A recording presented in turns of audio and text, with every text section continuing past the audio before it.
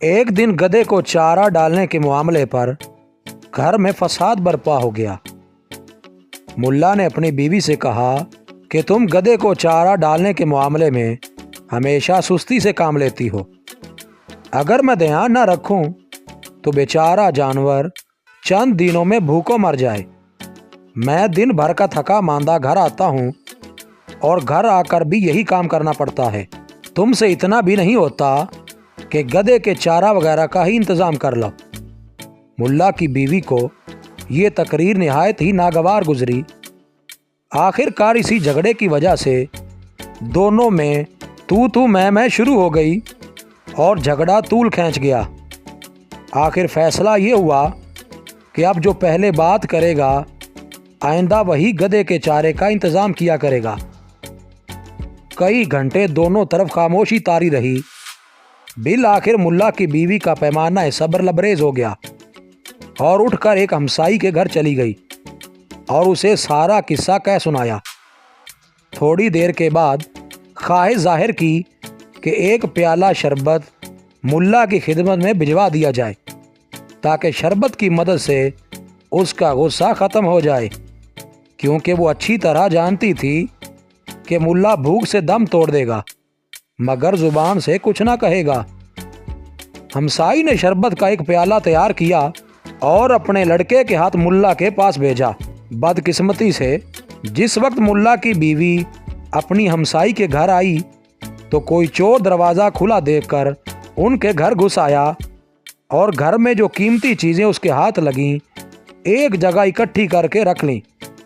इस काम से फारिग होने के बाद वो मुल्ला की तरफ मुतवज्जे हुआ।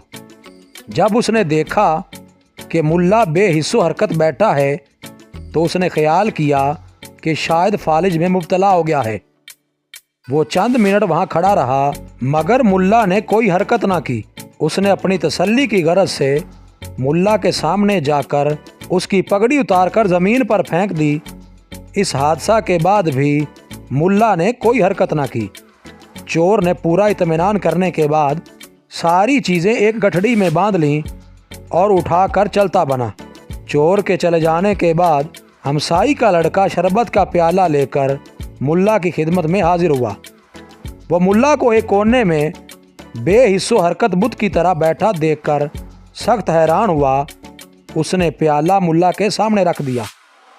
मुल्ला ने हाथ और उंगलियों से अच्छी तरह समझाने की कोशिश की कि एक चोर आया था और घर का तमाम सामान चोरी करके ले गया है।